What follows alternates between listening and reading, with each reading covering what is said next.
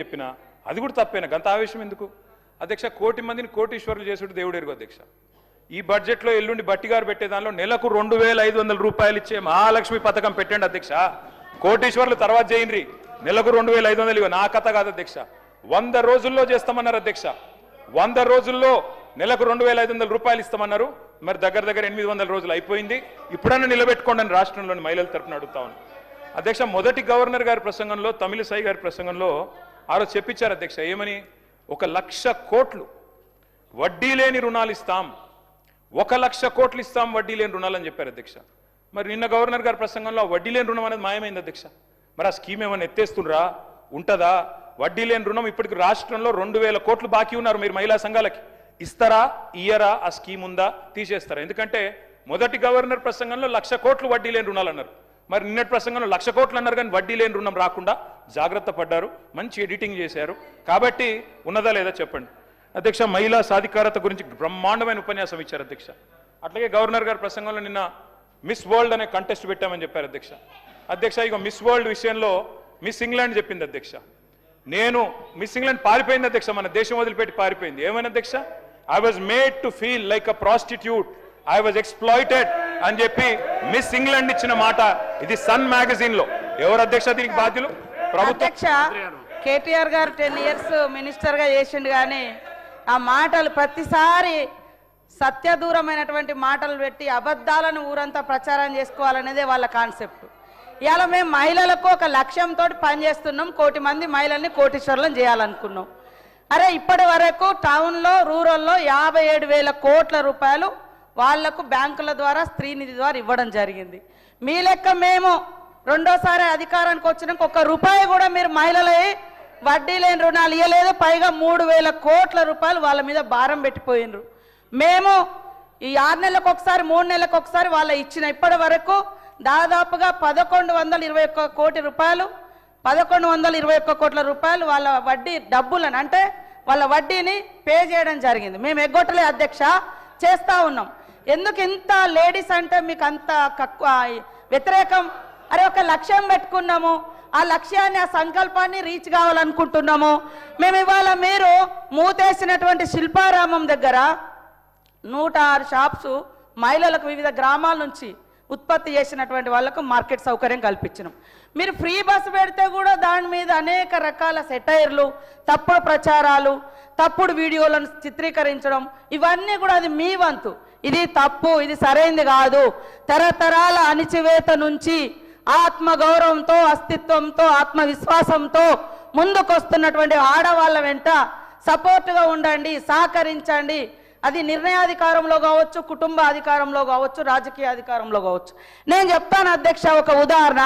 మొన్న మా దగ్గర మేడారం అయింది. మేము వాళ్ళకు 6 కోట్ల రూపాయలతోటి 565 మందికి షాప్స్ పెట్టించినాం. మొత్తం వాళ్ళు with in few days, just 10 days నుంచి 15 డేస్లో 3,33 లక్షల రూపాయలు అదనంగా వాళ్ళు సంపాదించుకోవడం జరిగింది.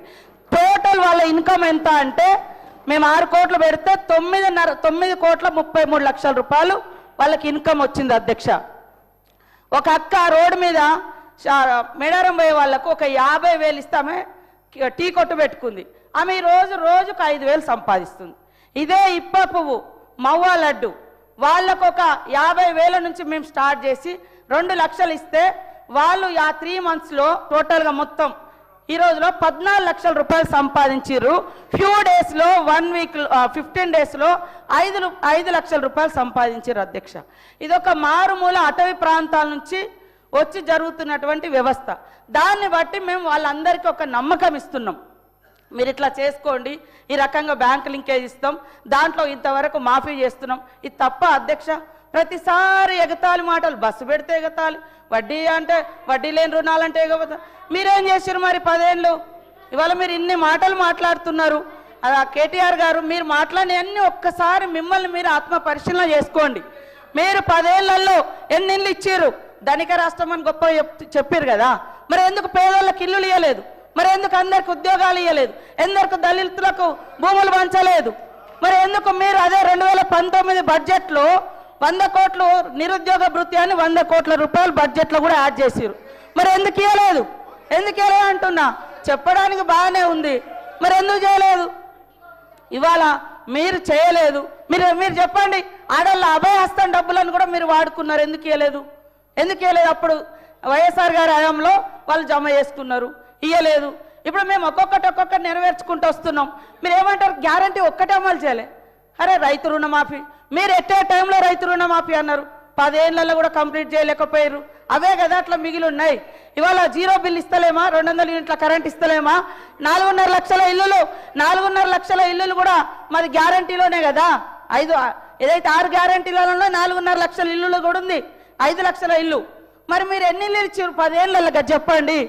ఇవాళ మీరు ఇవ్వకుండా మీరు ఎంతసేపు బదనం ఇది బంద్ చేయండి. ముఖ్యంగా ఆడళ్ళ పట్ల, అది మీ కుటుంబ సభ్యులైనా బయట మాలాంటి అక్క చెల్లెలైనా ఎదగనివ్వండి అని మేము మాట్లాడు.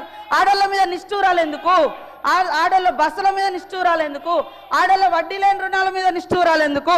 కాబట్టి ఈరోజు మీరు చేసినటువంటి అప్పుల కుప్ప మూలంగానే ఈరోజు ఈ ప్రభుత్వం అనుకున్న నిర్ణయాలను ఇంకా కంప్లీట్ చేయలేకపోయినాం. మీరు అంతా ధనిక రాష్ట్రం అన్నప్పుడు మీరు ఇచ్చిన హామీలన్నీ ఎందుకు అమలు చేయలేకపోయారో గదానికి ముందు చెప్పండి.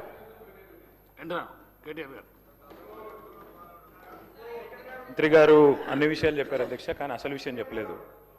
మొదటి గవర్నర్ ప్రసంగంలో 1,00,000 కోట్లు వడ్డీ లేని రుణం అన్నారు.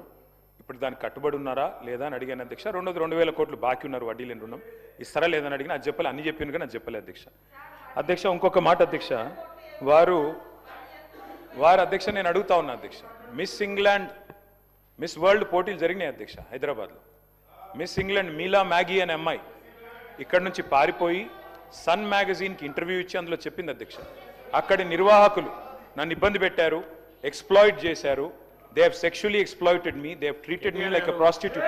నా వర్డ్ కాదు, they have treated me like a prostitute. ఎవరి మీద చర్య తీసుకుంటారు దీనికి? ఎవరు బాధ్యులు దీనికి? గవర్నర్ గారి ప్రసంగం మీద మాట్లాడండి. కేటీఆర్ గారు మీకు ఇచ్చిన సమయాన్ని సద్వినియోగం, గవర్నర్ గారి ప్రసంగం మీద మాట్లాడండి. మీరు బయట పేపర్లను తీసుకొస్తాం, మాట్లాడండి. గవర్నర్ గారి ప్రసంగం మీద మాట్లాడండి. స్పీకర్ సార్, గవర్నర్ గారి ప్రసంగంలోదే మాట్లాడుతున్నారు స్పీకర్ గారు. I'm speaking on governors address only. మీరు వినండి. మిస్ వరల్డ్ పోటీలు మాట్లాడండి. మీరు బయట పేపర్ అన్ని కట్టింగ్ తీసుకొచ్చి మాట్లాడితే ఎట్లా? వరల్డ్ పోటీల గురించి చెప్పలేదా గవర్నర్ గారిని? గవర్నర్ గారి ప్రసంగం దాని మీదే మాట్లాడుతున్నా. మిస్ వరల్డ్ అందాల పోటీల గురించి చెప్పారా లేదా గవర్నర్ గారు? ఈ అమ్మాయి సిట్ వేయండి, స్పెషల్ ఇన్వెస్టిగేషన్ టీం వేయండి, వెంటనే కాన్స్టిట్యూట్ చేయండి. అమ్మాయికి అన్యాయం జరిగింది, దేశం పరువు తీశారు మీరు, భారతదేశం పరువు విదేశాల్లో తీశారు. సిగ్గు మీరు. డిప్యూటీ సీఎం గారు